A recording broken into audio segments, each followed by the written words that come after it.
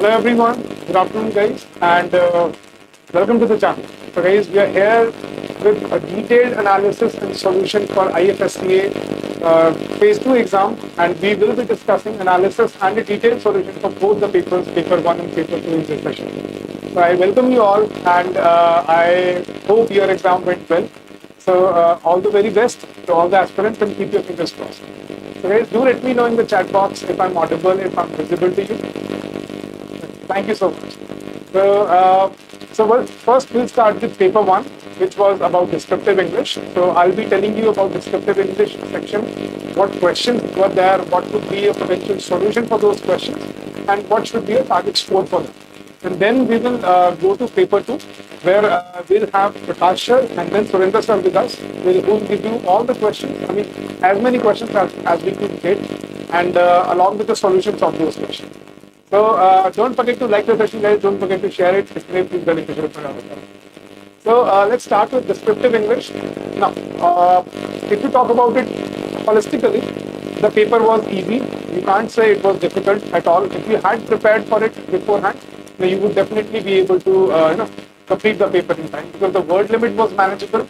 The questions were not very factual. They were very generic, very static in the nature, and most of the students whom I spoke with, they were able to complete the paper in time. So let's start with the analysis and solution for descriptive English. So as expected, there were 3 questions. Number 1 was essay writing, second was about essay writing, and third there were questions based on reading comprehension passage. Right. So let's discuss the maximum marks: 35 for essay, 30 for essay, 35 for reading comprehension. And the word limit, this was interesting because many students were fearing that the word limit could be 400 words, like in the the official handout of the IFSCA. But as I expected, and as I told many students, the word limit cannot be 400 words, because for 60 minutes, you will not be able to write 400 words and complete the rest of the 2 questions. So as expected, the word limit for essay was 250 words. The word limit for Pressy was 135 words, and on reading comprehension, there were 5 questions. So you can say for 35 marks, 5 questions, that means every question was for 7 marks. So if you just wrote 50 to 60 words per answer, so that would take you to around 250 or 300 words. So that would be a good word limit for these questions in descriptive English. So that was the overview of the paper. Now, if you ask me, sir, how was the paper? Now, we can say, looking at the questions, it can be called moderate, not very difficult at all, but you can't say it was very easy. Because it is challenging to complete the paper in 60 minutes, to cover all the 3 questions and then do well in all the 3 questions. So that was about that. Now, let's move ahead, guys. Let's discuss the topics that were given for essay writing first of all. So I have the topics with me. First was importance of urbanization in Indian economy. Right. So in the Indian context, what is the importance or how important urbanization has been, or how important urbanization is. Second topic was saving money makes others rich, while spending money makes banks richer. That was the point here. Saving money makes others. It was basically about comparison between saving and spending money, and how both impact people as a whole, and families in particular, right? And the third topic was importance of time management for working professionals. So these were 3 essay topics. The word limit for this was 250 words. So I think it was easily achievable. And guys, do tell me in the comment section which topic did you choose, right? So which topic did you write about? Please do share that with us, so that we'll get to know what type of topics you prefer in the exam. And we can see that the topics were not factual at all. They were not based on current affairs or finance or economy particularly. They were very generic topics, very very balanced topics, you can say, about your economic and social issues. So day-to-day issues. So that was about that. So let's look at the sample solutions for these essays. First, let's start with the importance of urbanization in Indian economy. So I have put together a certain essay for you. Now, you could have written on this line. Now, you could have written on simple terms as well, but I have tried to include as much data as possible as I could find on internet. So we can start India along with China and Nigeria are the most rapidly urbanizing countries as they account for 35% of world urban population growth projected for the year 2018 to 2050 period. Now in India, the urban population amounts to 461 million people. The number is growing by 2.3% each year. By 2031, 75% of India's national income is estimated to come from cities. Now, providing necessary urban infrastructure is the big challenge, as 70 to 80% of infrastructure that will be needed by 2050 has not been built yet, and the estimated investment gap amounts to approximately 827 million US dollars. Obviously, you wouldn't have prepared for all this data, but see, if you are prepared, you should always start with the background, background of the topic. What urbanization, what impacts it may have, it should have, and what in reality, what it basically entails. Now, let's read further. Some of the beneficial effects of urbanization include job development, technical and infrastructural improvements, better transportation and communication, educational and medical facilities, and higher living standards. So these were 5 key points that we had to highlight here. Urban living is linked with higher levels of literacy, education, better health, longer life expectancy, greater access to social services, and enhanced opportunities for cultural and political participation. So as I always say, always start with the social impact of the issue. So that was the social angle. Then the National Smart Cities Mission. Now we are coming to the economic and political angle. Urbanization and economic growth are strongly related in terms of industrialization, employment generation, and increasing productivity. Broadly speaking, the National Smart Cities Mission is an urban renewal mission launched in 2015 to promote cities to provide core infrastructure, a clean and sustainable environment, and a decent quality of life to their citizens through the application of smart solutions. Right. Then what schemes have been launched by the government? That was the political angle. So Amrut Mission, Hriday Mission, and Atmanirbhar Bharat Abhiyan, these all include urbanization of India.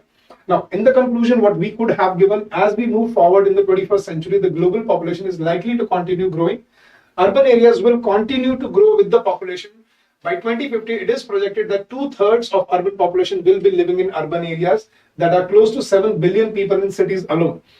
This continual growth presents complex challenges as we prepare for the cities of the future. How we choose manage urbanization will have consequences for our world for many years to come. We could have mentioned, the cons of the issue as well, because in urbanization do lead to, climate impact and impact on natural resources. That is also one angle that should have been mentioned. But see, the topic was the importance of urbanization. So you need not go too deep into the negatives of the issue. We had to highlight the positives of the issue. Now, moving to the next topic, saving money makes others rich, while spending money makes banks rich.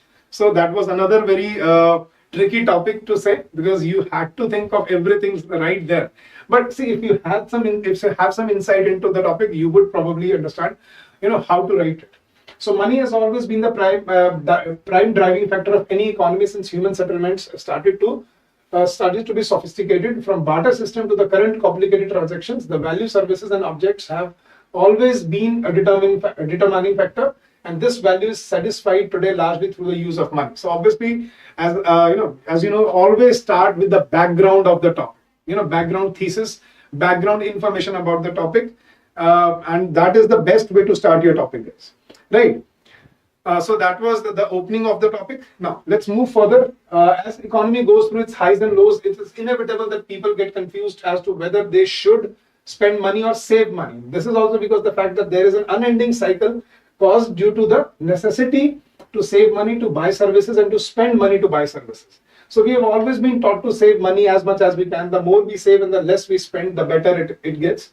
But if we talk about, it leads to financial security, stability of the economy. But there is something else that we also need to understand. Spending is also important for an economy, right? So as far as the economy is concerned, consumer spending is a very important thing to keep it stable and better. Had the rich people of the past and present decided to save their money in their closet without spending it, there would have been absolutely no progress in the economy. That is true. Right, that was the other angle that we need to address in this. The national economy improves only when there is a healthy flow of money through all units of transactions. This is because when you make any kind of large purchase like a house, car, shop, it creates a ripple effect in the economy.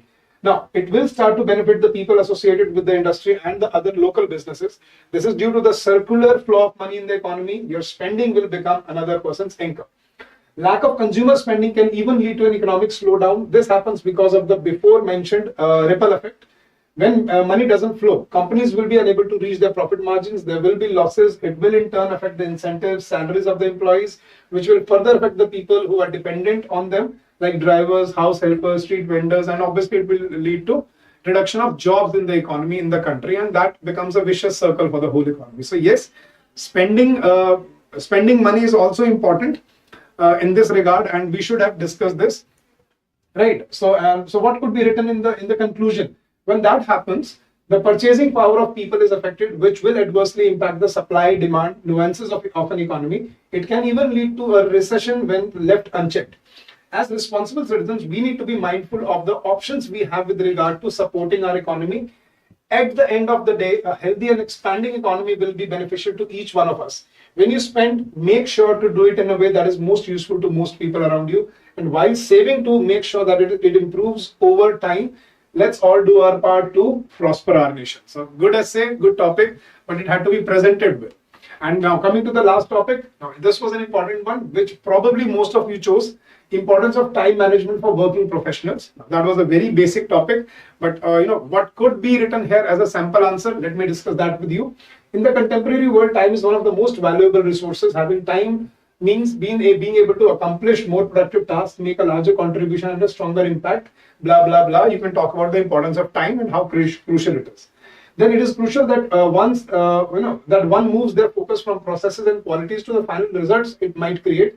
So being a byproduct of time and achievement, and if you want to achieve good in your workplace, you need to manage time, and that is how you build up the whole scenario.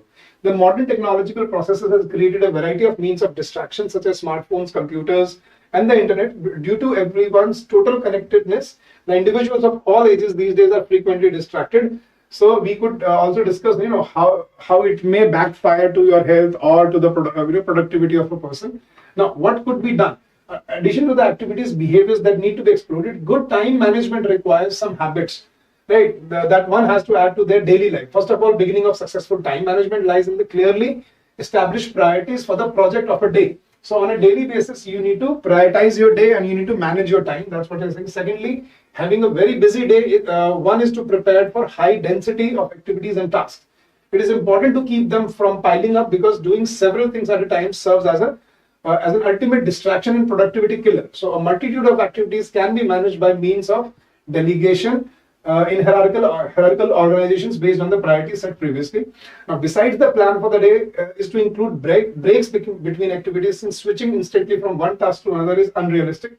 So if the items of a plan are too close together, there is a risk of not getting both done.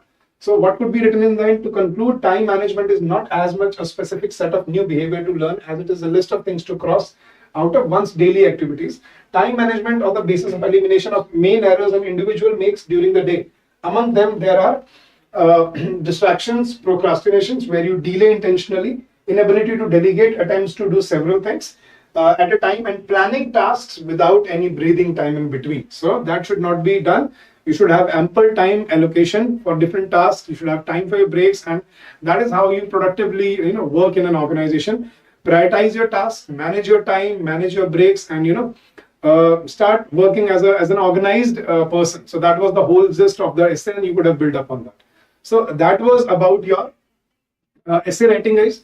Now coming to the second question. Now guys, if you have any doubts, if you have any queries, please feel free to drop them in the chat box. And I would probably, I'll try to answer them before we move to paper 2 of this. So if you have any doubts regarding descriptive English part, please do let me know. The topic for Pressy was synthetic identity fraud and prevention. And, the whole passage revolved around how AI has also, how, synthetic identity fraud has come up in the recent time, and how AI has, can be used to create synthetic identity crisis, and what could be the prevention that could be put into this. So prevention measures were given. So you had to basically contract the whole passage to 135 words, give it an apt title in one paragraph itself, and that would be a good Pressy for this. So you can say the Pressy was moderate. The essay topics were, you can say, somewhat between easy to moderate. And now coming to the third question of descriptive English, that was demographic transition stages. So this was something many students told me was very a topic which was off the beat, off chart. People didn't expect such a topic. So this was demographic transition stages. Now in this passage, they had given you two theories, where one theory had 3 or 4 stages and the other theory had 5 stages. How demographic transition stages work, right? How a country transitions into next stage. For example, there are many examples in front of us, like Japan or European countries. So there are stages of demographic transition and how a country progresses into that. So that was about it. And students told me the questions were very factual. So all the 5 questions that were there in the reading comprehension part, they were very factual, and actually they were very sequential as well. For example, for paragraph number 1, there was question number 1, paragraph number 2, there was question number 2, and then 3 and 4 and so on and so forth. So this was not difficult to locate. If you just had read the passage once, you would be very easily able to find out the answers in this, and you would be able to answer the questions within the allotted time. So you can say this was also moderate, and overall the English section was easy to moderate. It cannot be called difficult unless you had no information or no practice whatsoever about this. So yes guys, if you have any doubts, if you have any queries regarding the regarding descriptive English, please feel free to ask. And after that, I have Prakash sir with me. He will be and Surendra sir as well. They will be giving you the solutions and the analysis of all the questions for your paper 2 part. So don't just go away. Stick with us, and do let us know if I can help you with anything. Sir, please. Yes guys, any doubts, any queries, please feel free to ask.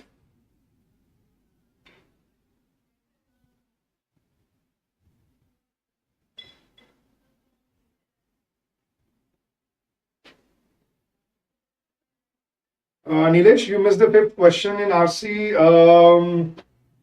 Then we can keep our fingers crossed, Nilesh, right? You should have done it because the paper was not very lengthy or very difficult. Now, the expected cutoff for descriptive English. Now, in such a paper, right, you can say there's no cutoff per se, because there's only shortlisting of candidates.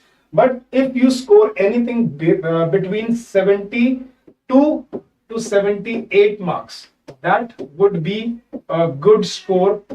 And then if you score well in paper 2, now you have chances of going to the next level. So that is my assumption. Anything between 72 to 78, because the paper was moderate, it was not difficult, and students were preparing for it. So a good score, you can say anything between 72 to 78 in descriptive English would be a good score.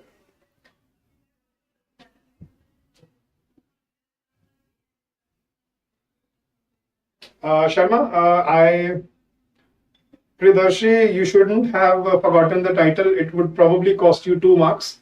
So, that's how it happens, guys. We miss one thing under pressure and, it builds up. So don't worry, don't panic right now. If you've written well, I think you'll still fetch good marks.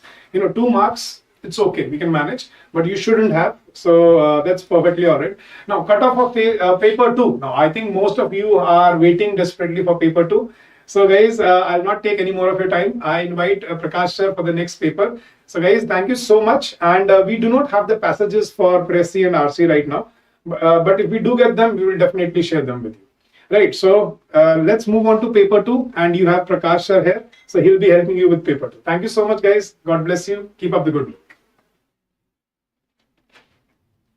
Thank you very much, sir, Narvi sir. So guys, Narvi sir has discussed the strategy, the analysis and the detailed solution for paper 1 of phase 2 examination, right? And today what I am going to do, and along with me Surendra sir is there, so we will be discussing, we will be analyzing the paper 2 of today's examination, right? So first of all, let's see the breakup of the questions that were asked in the examination, guys. We do not have the entire paper, we do not have all 50 questions. So I would request you, if you have any question, if you feel that any question is missing there, so you can mention that question in the chat box so that we can incorporate them, right? And also, if you feel that any question is wrong, the statement is not correct, right, or the question is not correct, guys, do not worry, do let us know in the chat box that this question is not correct or the statement is not correct. We will definitely rectify that and we'll let you know, right? So let's start, guys. So if I talk about paper 2, so here you can see these all are the topics in paper 2, guys, right? So here you can see, if I talk about these topics, so here you can see, if I talk about IFSCA, from IFSC Act, there is one question from in the examination, right? If I talk about Union Budget and Economic Survey, so 6 questions were there from Union Budget and Economic Survey. And if I talk about banking, so around 3 questions were there from the banking. And also guys, capital market, if I talk about, so 9 questions were there from the capital market, right? Those syllabus were not defined with respect to the capital market, but guys, there were 9 questions in the examination. And if I talk about insurance, so 3 questions were from the insurance component.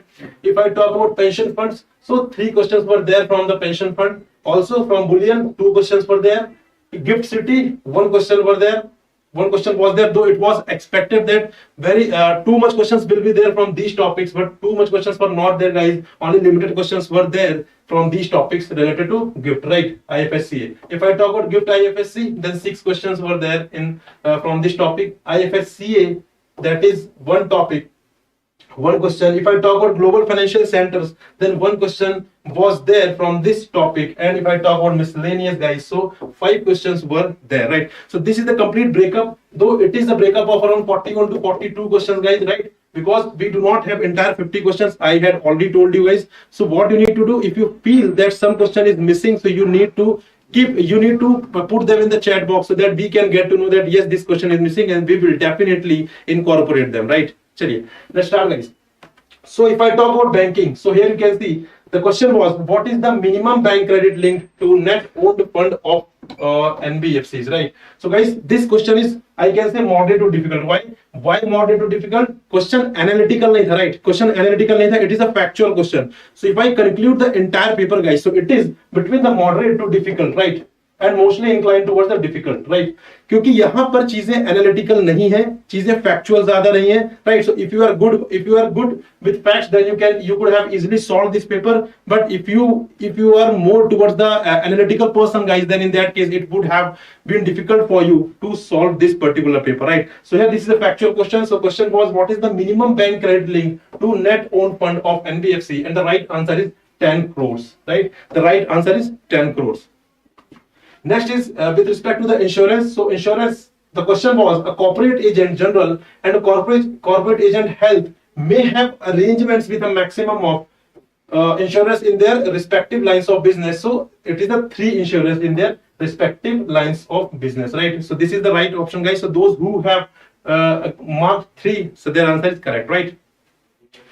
Next is life insurance density in India increased from $11.1 in 2001 to fill in the blanks in 2021, in keeping with the relatively faster expansion of the insurance market in the country, right? So this is again kind of moderate to difficult question. Why this is so? Because this is a very minute detail, right? If you are good with facts, then guys, you could have attempted this question very well, right?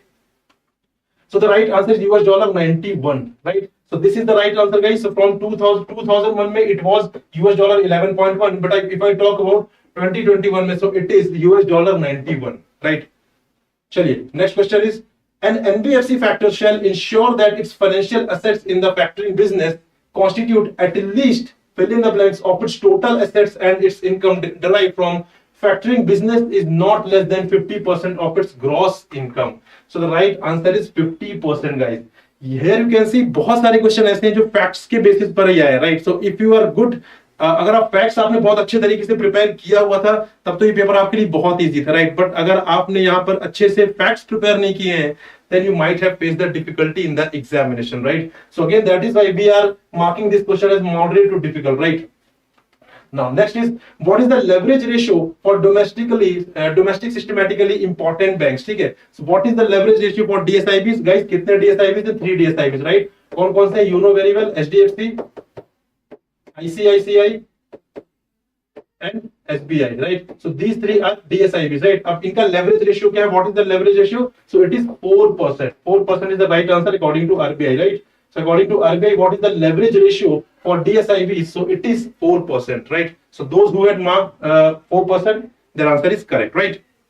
Now next is bullion. The question, this question is from the topic bullion. So India is second largest importer of gold after which country? So this is China, right? This is China.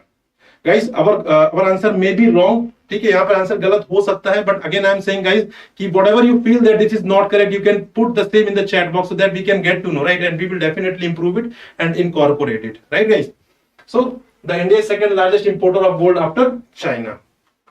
Next is the question. Next question is from the capital market. What is the largest IPO issued in 2021 in 2022 in India? So guys, it was in news. So I hope जिन्होंने भी option देखा होगा they would have marked it correctly, right? So right answer is option number. This is 197. That is Paytm IPO, right? So it was in news in 2021 and 2022, guys. So Paytm was the largest IPO issued in this particular financial year, right? So this question was quite easy because it was very much in news. Now, guys, next question is from the capital market. That is the social impact fund or schemes of SIF may also issue social units. However, each scheme of the SIF shall have a corpus of at least how much amount, that is rupees 5 crores, right? 5 crore is the right answer here. ठीक है, so this is again moderate to difficult because it is mostly based on the facts. ठीक है, अगर आपको data याद है, if you know the facts, then you would have attempted this particular question correctly. Now, next is capital market, right? LIC IPO amount, issue size in dollars कितना था guys? So it was $2.7 billion, right? $2.7 billion. So if you know this fact, then you would have marked it correctly, right? So LIC का जो IPO हुआ था कितने amount का हुआ था? It was $2.7 billion. Right, guys? Next is anchor investors have a lock-in period of fill in the blanks during which they cannot sell their shares or offload their holdings. ठीक है, जो anchor investors होते हैं उनके पास कितने period का एक lock-in period होता है, कितने टाइम का एक लॉक-इन पीरियड होता है जब तक वो अपने शेयर है वो सेल नहीं कर सकते हैं. So this is 30 days, right? 30 days जब से उनके पास शेयर आए हैं from that particular date, 30 days तक they cannot sell their share, right? They cannot offload their holdings, right? So this is the right answer with respect to this question, and this question was from the topic capital market. Next is guys, limit of equity exposure allowed in Atal Pension Yojana scheme is kitna hai ji? Less than 50%, right? So it is less than 50%, right? So if you talk about Atal Pension Yojana, so their limit of equity exposure is less than 50%. It cannot be more than 50%, right? So those who have marked 50%, less than 50% option, so their answer is correct, and this is quite of moderate to difficult because बहुत ही easily available information नहीं है, right? Though it is easy, if you know this, then it is very easy for you. But if you do not know this, then you need to put more effort in order to arrive to the right answer, right, guys? So this is the right answer. That is less than 50%. Now, if I talk about next question from the pension fund, that is total number of pension fund managers in PFRDA under other than government sector is कितने हैं जी? That is 7. 7 pension fund manager है under the PFRDA other than government sector, right? So these all are the factual questions. Next is pension fund again, largest country in total insurance premium both life and non-life. ठीक है, कौन सी country है जहां पर जो largest है in terms of insurance premium both life insurance and non-life insurance? So the right answer is option number this one, that is USA, right? So USA जो है वो largest country है in terms of total insurance premium both life and non-life insurance, right? Next is guys, from the bullion, which country was the largest buyer of gold jewelry? Which country was the largest buyer of gold jewelry? So this topic basically from the bullion itself. So the right answer is option number this one, that is China. ठीक है, China is the right answer here. So again, this is quite kind of, you can say the easy. If you know this, then it is easy. If you do not know this, then guys, ये आपके लिए बहुत difficult question हो सकता है, right? Next is from the insurance itself. India to become 6th largest insurer by which year, right? So this was the question basically. So it was, the right answer is it is to become by 2032, right? So this question is again moderate. So because this is a very you can say ऐसी news है which you know very well, right? If you read the current affairs, you know very well these kind of facts are important in the examination, right? So this was the easy question, I can say easy to moderate. Next is from the miscellaneous. So here you can say India beat which country apart from China in automobiles manufacturing, right? Here question is itself saying that apart from China. So do not need to consider China in your option, right? So you have to think beyond China, right? So the right answer is Germany. Germany is the right answer here. You can see guys. So India beat Germany apart from China in automobiles manufacturing, right guys? Next is from the capital market gold monetization scheme. Guys, we do not have answer with respect to this question. ठीक है, यहाँ पे दो question आए थे from the gold monetization scheme, right? But we do not know the exact question, so we haven't marked it anything, right? यहाँ पे कुछ भी mark नहीं किया है हमने. So if you know what was the question, guys, do let me know in the chat box, right? One question is there, and second question is also with respect to the gold monetization scheme. So we do not have the entire question. We do not know the context of the question. That is why we have not added this question here, right, guys? Now, again, one question was retail direct scheme. Who can bid, right? So this was again a question which we do not have idea, right? क्या question था? We do not have idea. That is why we have not added this question here. But yeah, we know that question was from the retail direct scheme, right? So if you know the exact question, guys, do let me know here in the chat box. Now guys, one question was there from capital market, that is why is capital issue? ठीक है, capital किस लिए issue की जाती है guys? For business expansion. General statement 1, general statement 2 was there, which was very easy. I can say these statements were very easy. If you know the basic purpose behind, basic objective behind issuing of capital, so you could have marked this particular answer correctly, right? So right answer was the all of the above, because all statements given in the question was correct, right? So they were correct, so that is why answer would be the all of the above, right? Now this topic is from the gift IFSC. So यहाँ से guys gift के topic start हो रहे हैं, which will be taking by the Surinder sir. So I'm calling Surinder sir to continue the session. Thank you sir. तो hello दोस्तों. तो इस पूरे एग्जाम में हम सोच रहे थे, वी वर थिंकिंग कि आईएफएससी से और भी ज्यादा क्वेश्चंस आएंगे, but then the percentage was slightly less. But yes, nevertheless, there were good number of questions, and this is one of the questions that was asked here. You can see this question was on how many alternate investment funds category 1 and 2, and how many category 3 are available, which are functional in the GIFT IFSC. That was the question. So if we see the annual report, we know that there are 24 such alternate investment funds, out of which 10 belong to category 1 and 2, while 14 belong to category 3. So here 10 and 14, see, this was the correct answer. Okay, so these are the questions that we have got. If you think that the options were slightly different or the answer was slightly different, you can please let us know in the chat box, right? The other question here was how much amount in US dollar is considered as bulk deposit. So this is something that we have not seen in most of the documents, but yes, this was asked. Here you can see bulk deposits is something that was asked. So actually bulk deposits is something that is related to, I mean, the limit above which we call it bulk deposit is 5 lakh US dollars. There were various options, 2.5 lakh, 5 lakh in that way, and here 5 lakh was the correct answer. Okay. Moving on, this question from GIFT IFSC, wherein you can see what is the number of clearing corporations operational in GIFT IFSC. Okay, what is the number of clearing corporations that were operational? The exact options are not known, but yes, as far as we have seen, somewhere around this. And there are actually 2 clearing corporations according to the annual report, latest annual report that we have. These 2 clearing corporations are India International Clearing Corporation, IFSC Limited, India ICC, which is called, and NSE IFSC Clearing Corporation, right? So these 2 were the clearing corporations about which this was talked. Okay, 2 is the right answer here. GIFT City, we have this question. Which university is likely to open a campus in GIFT City? Okay, so there were various options here, and it was asked which university is likely to open a campus.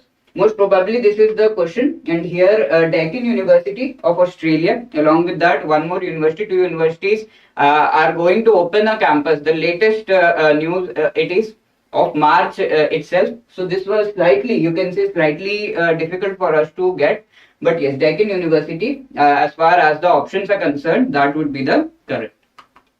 Then we have another question of GIFT IFSC. What is the minimum base capital requirement that an IBU is required to maintain in IFSC from the date of commencement of its operation? This was a really easy question, I would say, right, dosto? Just because we have prepared these things really thoroughly, and this is one thing that we have really well prepared really well, and I don't think anybody must have done mistake here. The correct answer is US $20 million. 20 million is the correct answer. Okay, right? Moving on, this was the next question. What is the minimum IPO that can be raised in IFSC? This was asked in dollars. Again, this would be a moderate kind of question. Gift IFSC or from that. So here the correct answer is around US dollars 15 million. That is the limit, and that should be the right answer. So this was asked in the exam. So I think most of the questions were there was a mix of factual as well as conceptual questions. But as far as the questions that we have got are concerned, we have mostly got the factual questions. If you know about any other questions which were conceptual, you can please let us know in the chat box as well as in the comment section after the session or now. So these were the questions. So these factual questions, most of which, according to me, were slightly easy. And then this topic, that is the global financial centers, exactly as expected. There was no other question, but there was one question related to the index itself. So this was the index that was issued in March. The latest index they have asked. Obviously, we have prepared the previous index also. That is GFCI 32. So the question was asked from 33, that which of these are not the top 5. So here you can see the top 5 are New York, London, Singapore, Hong Kong and San Francisco. Shanghai is actually 7th in number. So they have given Shanghai. Shanghai is the right answer here, which is not amongst the top 5. Okay, so this was the question. Only one question from global financial centers topic. So this is something that will give an idea of the trend of the next year's exam also. There was this question from the IFSCA Act. We were expecting more from the Act, but then there were 1 or 2 questions only. Here the first question is, which among the following is not a financial service as per IFSCA Act? Okay, there were various options. We have not got the exact options, but then this was the question. Okay, the exact options are not known to us. If you know about the options, please do let us know in the chat box. Here you have when were the powers of the 4 financial services regulators in India vested in IFSCA. So IFSCA itself was established in April 2020, as we know. So the question was I don't think the direct answer is available anywhere, but it should be somewhere near to this date or after this date. Okay, so there were various options. There were 3 options of 2021 and 2 options actually of 2020. So here we could say that the option that was after April, that would be correct. Right, so that is something that we are thinking about this question. So these 4 financial services regulators, RBI, SEBI, PFRDA, IRDAI, we know about these. These regulators' powers were subsumed by IFSCA as far as the IFSCs are concerned. So here this was asked. Slightly twisted. I would say this was also a moderate question. From the options, you had to pick which one is correct. Right, moving on, when was IFSCA established? This was a really easy question, very easy question, because in the options you had years given, and as we know, years from that year 2020 is the right answer. Just now we have seen in April, I think April 27 is the exact date. So April 2020 should be the right answer. Moving on, there were various questions, a large number of questions I would say from budget and economic survey. So this was slightly out of the expectation, and there were a few questions from a few schemes also, current affairs, and a slight mix of miscellaneous questions. So yes, this is the unpredictable part of this IFSC exam. Obviously, this was conducted for the first time, so we had no idea. But yes, we know that apart from whatever is given in the explicitly in the syllabus, questions are asked. So this was one question of that type. Budget and survey is the topic. Which among the following is not a challenge in agriculture sector according to economic survey? So according to the survey, you must have read the survey, and that to the agriculture part. So for these exams, we do not generally refer the agriculture part. So this I would say was moderate to difficult. Okay, it was not easy, it was moderate to difficult, even though the topic was given in our syllabus of paper 2, but this was moderate to difficult because we might not have gone through, right? There were various options. 2 of the options are something that we know, fragmented land, MSP, right? So exact answer is not known, but then this was one of the questions. Then there was another question from budget and survey. What is the fiscal deficit amount for 2023? So here you can see they have asked the amount, that to fiscal deficit amount. So that would be difficult. This is something that is difficult, slightly on the difficult side. although who must have read, for them it is moderate, but then slightly on the difficult side. And how much, and it was asked that 4.5 fiscal deficit target is for which year? Okay, exactly, it is asked 4.5% fiscal deficit target is for which year. Presently, we had around 5 to 6%, I think, if I'm not wrong, of the fiscal deficit, but this was asked. Okay, so if the option was 4.5% target, then it should be 2025-26, and the exact amount is around 22,000 crores. Okay, Nilesh is saying it was 5.9. Nilesh, was it 5.9% that was asked? If that is the case, then 2024 I think should be the correct. Yes, here if it was 4.5%, then this is the right answer. Moving on, here we have a question that we can say was slightly from the miscellaneous part. Here, Mahila Samman Saving Certificate. They have asked, we obviously do not have the exact question, but then the FD interest rate here, the percentage was asked, and period, this, as we know, the scheme is for 2 years. Till when has this scheme been launched? That was asked. Yes, FD percentage पूछा था, right? So FD percentage, if they have asked, the correct answer is 7.5%, and this is launched in 2023 for 2 years, so it is till 2025. Okay, so 2025 is the right answer along with 7.5%, right? Yes, Nilesh. Percentage tha. Okay, fine. So we'll rectify that. Budget and services. Got one more question. What is the total expenditure of government in budget 2023-24? This was asked, if at all that numbers were given there, the amount was given there. This is a question that is slightly difficult, but then we read, if someone has read it. The total expenditure is an important, I would say, figure. So this would be somewhere between moderate and difficult. The exact figure was around 45 lakh crore. That was the exact figure for the total expenditure. Kisan credit card scheme has been extended to animal husbandry. So this was something, again, we could say from the miscellaneous part. And here we can say there were various options: 2017, 18, 18, 19. These were the options given. And out of those, 2018, 19 would be the right answer as far as PIB goes. Okay. 45 lakh was given. Okay, fine. We'll have a look at that. Now, moving on, budget and survey. Another question: the country with maximum insurance premium as per economic survey 2022-23. So this is something we might have missed, but we can say moderate to difficult is the level of this question. So the country is USA, right? USA would be the right answer from the options given there. Yes, 18, 19 is the right answer. Please also do let me know, is this question correct, and what were the options, right? Moving on, this was one miscellaneous question. Which city issued India's first public issue of municipal bonds and 2021-22? I'm not sure whether the year was given, but then slightly similar question was asked. Here Indore would be the right answer, because first public issue of municipal bonds was given by Indore. Previously the municipal bonds were issued, but public issue firstly was by Indore. Yes, thank you, Rachel. Here, moving on, we have this question from budget. The basics of budget. You can see a few questions are asked from the past. Questions from the past are also asked, but then milestone questions are asked. You can say this is a question which is of that type. Here it is asked, in which year was the railway budget and was merged with the actual budget, and also we have started coming up with the budget on 1st of Feb instead of the end of Feb. So when did this trend start? Okay, so these were the few things which were asked in the same question. So according to that, the correct answer would be 2017. 2017 was the right answer. Yes, 2017-18, if it was the financial year that was asked, so 2017 would be the right answer here. Okay.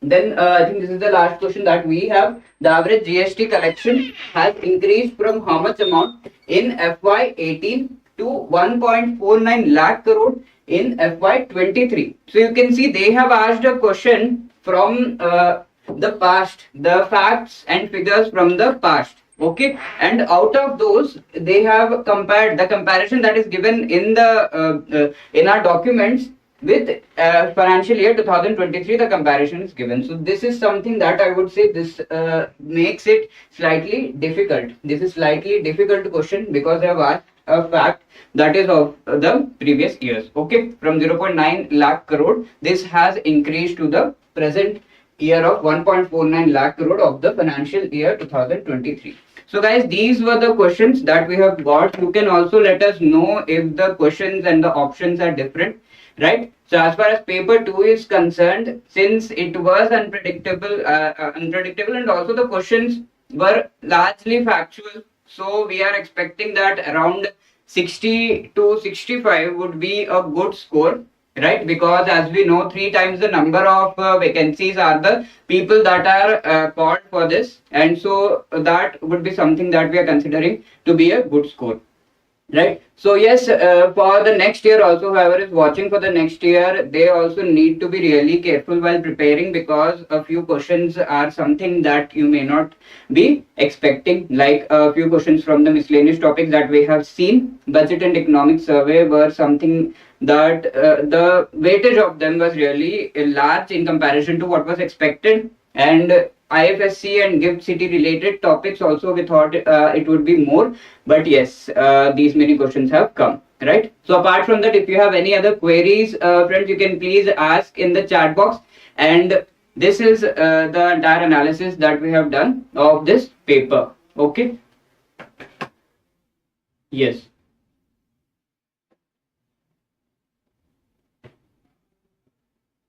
Okay, so these were the questions, and with this, allow me to end the session. Thank you so much, friends.